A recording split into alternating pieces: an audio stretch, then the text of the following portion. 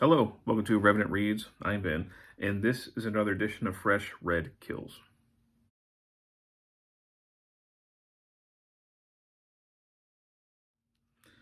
So, Fresh Red Kills is where I talk about books that I have recently finished reading, and I'm going to be focusing on two of those today, both of which I read for Q2 of Historathon 2024, where we read nonfiction history throughout the year, each quarter focusing on a different time period. I'll have the information for Historathon below. But I started off the month reading this one, Norse America, and then I went on to this, and they both ended up being pretty quick reads, which was nice.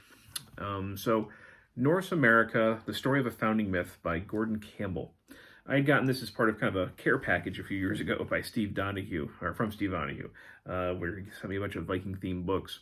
And this is from Oxford University Press, and it was originally published, let's see, this was 2021, so it's fairly recent. And it's kind of a book of two halves. One part looks at the sort of Viking, or Norse, if you want, exploration of North America. So Greenland, but then also into what is today Canada. There is a little bit on Lost Meadows. So basically, it says, what do we know about the Vikings or the Norse coming to North America? And then he also looks at the sort of myth, the founding myths that we've gotten out of this, the hoaxes that have formed, the fake rune stones, the kind of crazy stories, and how those things have built up over time and how they've been used, and also the connection that they have to like concepts of white supremacy. So there's a lot going on in what is fairly kind of a quick book. There are some things, I guess we go into a little bit of criticism here. Overall, I did like the book overall. Let me just start off there. But there are times where I feel like we're given a lot of attention to something that isn't quite as important. And there are other things when I think we're touching on stuff that I wish he had explored more. Like the kind of white supremacy stuff that he more suggests or mentions very quickly, but I wish he kind of went into more depth. He does actually mention in the very beginning, if I'm remembering correctly, I think he does actually say something about the Asatru Folk Assembly, which, he does mention is basically a white supremacist offshoot. It's what we see. Sorry, I'm reading in front of you instead of actually talking. We've seen, because I'm a secular humanist, I'm an atheist, but I do have a lot of interest in, I guess I have a lot of sympathy for, or a fascination with, little seduction towards Norse paganism and modern heathenism. I like the mythopoetic of it. There's certain things that attract me about it.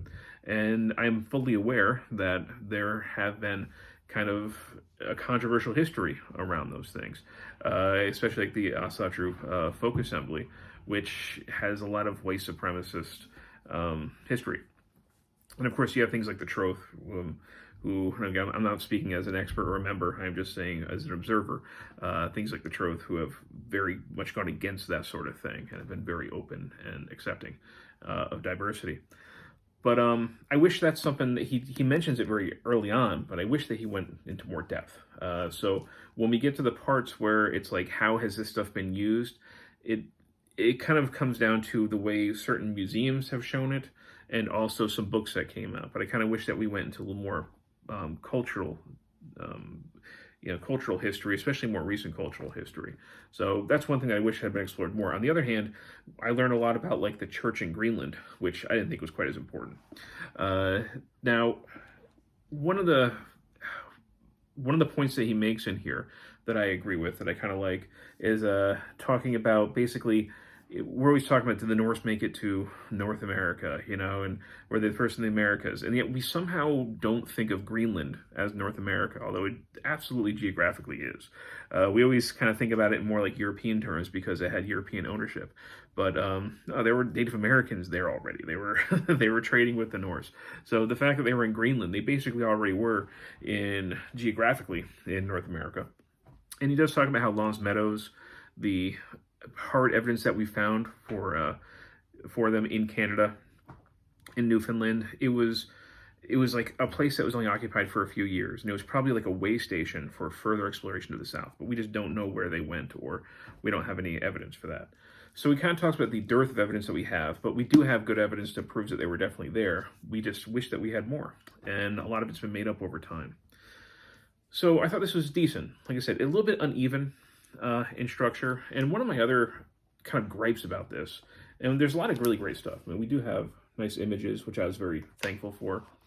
It's very readable, very swift read. I don't understand, and this is not against Campbell, this is more like university presses, and how some of them can have such poor copy editing, which really irritates me. You know, when you have a nice hardcover copy and somebody's put a ton of work into it, and I'm talking about Campbell putting a ton of work into this, I think that these university presses should have just better copy editing. There are a lot of times in here where I kept coming across errors. Sometimes it's simple things like there's a two words, or, you know, together. There's a word in a sentence that doesn't belong there, you know, that should have been edited out. And then sometimes it results in factual errors. Like in the very beginning, he mentions the town of Newport, Connecticut. Newport is not in Connecticut. I'm in Connecticut. It's not in Connecticut. It's in Rhode Island. Later on, it is correctly given as Rhode Island, but we have this point in the book where it talks about Newport, Connecticut. And sometimes it results in very weird factual errors. Like on page 66, we have, in England in 1066, the Norse king Harold, this is Harald, so we're talking about Harald Hardrada, Harold, king of Norway, okay, was defeated by William of Normandy, the descendants of Norse settlers. Harold Hardrada was not defeated by William of Normandy. He was defeated by Harold Godwinson, the Anglo-Saxon king, who was then defeated by William of Normandy. Now, here's the thing. I think I'm quite confident that Campbell knows this, and that this is an error that somehow made it into the script, and a copy editor or something like that, somebody should have picked up on this. Later on, he mentions how Harold Hardrada was defeated at Stamford Bridge. So he knows the history, but, you know, somebody who was maybe this is the first thing they ever read, that's a very big factual error. This is not an obscure year. These are not obscure events that occurred. So it's kind of weird that we would have that kind of error. Anyhow, so this is a strong recommend. Not really. If this is a subject that really interests you, like I said, it's a quick read. You can read it, you know, very, very, very swiftly. It's not going to take up a lot of your time. But, you know, I do have some reservations about it.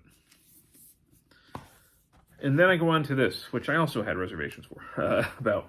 So this is Meg Bogin's The Women Troubadours, an introduction to the women poets of 12th century Provence, and a collection of their poems. Now, this was originally published in the 70s, and this edition is from 1980.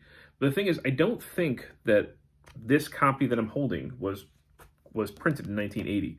I saw that when I checked online, this is still for sale, and it's like the exact same edition.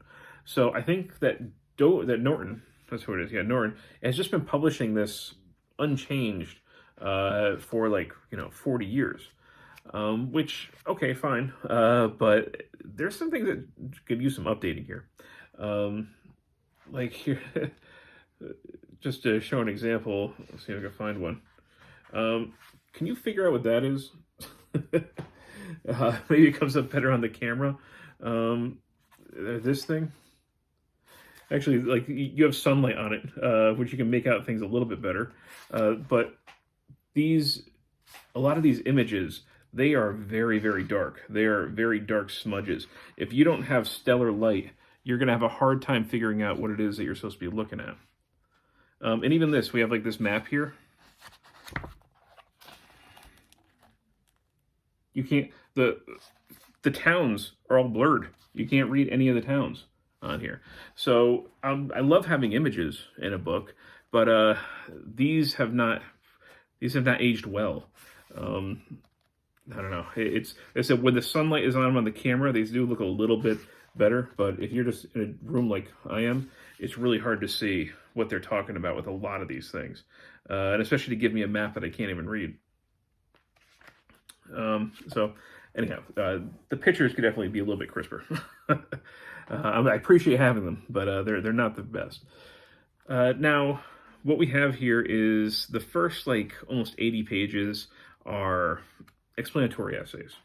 And then we have the actual poems. And then on the, of course, the opposite page, we have the original text, which, I did learn a lot. This is not a period that I knew a lot about at all. And when I had basically made my video about the books I plan on reading for quarter two, there was a commenter who let me know that this was not Old French. This is, I don't know if I'm saying it right, but Occidental, I think that's what it is, which I didn't know anything about. So that whole aspect really actually fascinated me. So I didn't realize that the Troubadours were kind of representatives or relics of a civilization that was basically destroyed. The north of France, which spoke French, basically took over and destroyed, the culture of the south of France. And they spoke a different language, Occidental, which I guess was a little bit closer to like Italian and Spanish. And the troubadour tradition was there. They had a lot of different customs. These women that we read, they're from that civilization. And essentially they were kind of wiped out by the North with the blessing of the Pope as part of the Albigensian Crusade, because they were Cathars. They were more Gnostic Christians, and they basically, they were wiped out in a crusade. So I'd heard of the Albigensian Crusade, but I just didn't know that it was connected to troubadours. I didn't know that kind of part of it. So I'm actually really interested in learning more about that. So definitely whet my appetite for that. So the poems themselves, I'll say, were okay. We have two basic types of troubadour poems. One of them is kind of like a love poem, and it's a lot like, intercepting a young teen's love note to somebody. They're kind of, they are what they are. And then we also have the other type of poem where it's like a conversation between two people going back and forth. And sometimes those are okay. But it's a lot of like, how dare you betray me? No, I didn't betray you.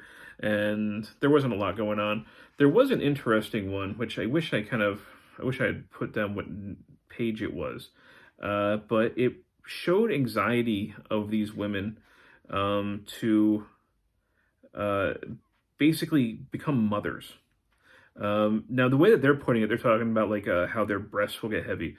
But, it was a little glimpse into this female mind about, their bodies knowing what they're really, intended. The society's intending them to use their bodies to reproduce. But the kind of fears and anxieties they must have had about that. Not just their body changing, but of course the high mortality rate. I kind of wish that there was a little more about that sort of thing. But it did, those sorts of things that you read do kind of clue you into that.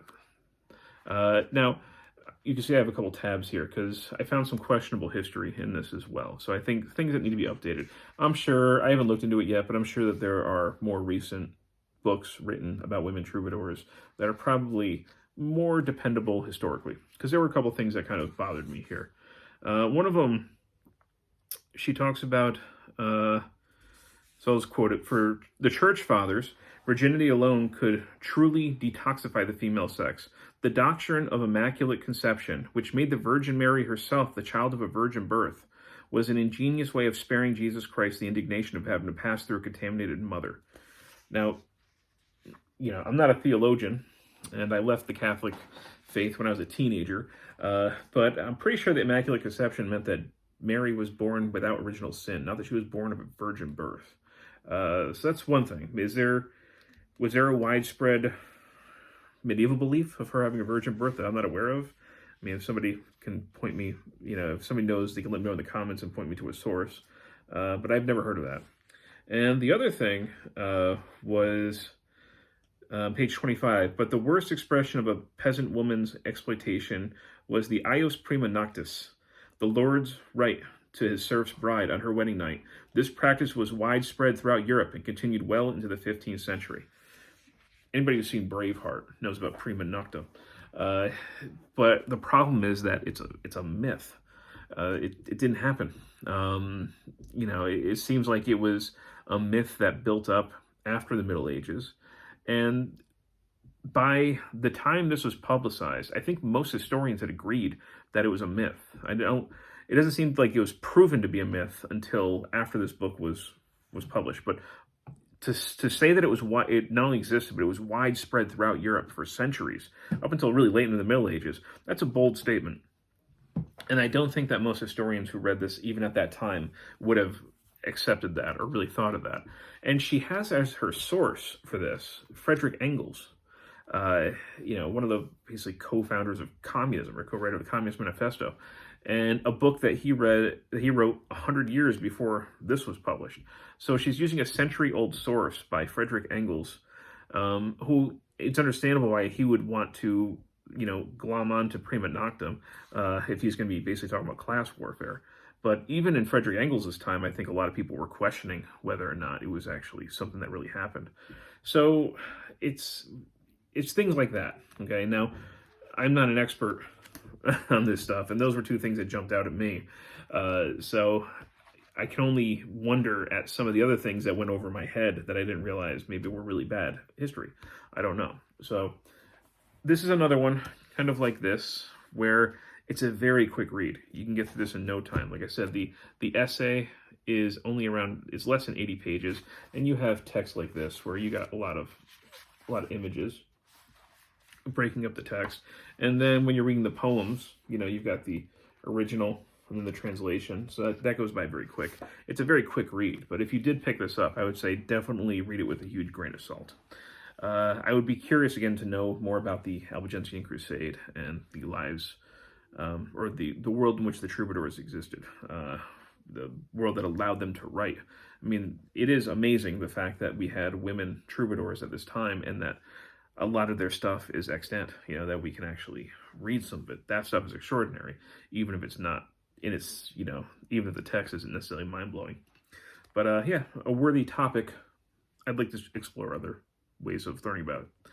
So these were two that I'm glad that I read, that I learned quite a bit, but that I had some reservations with. So my first two reads for Historathon Q2. We got Norse America and we got the Women Troubadours. If you read either of these, love to hear your thoughts. And as always, thank you, BookTube.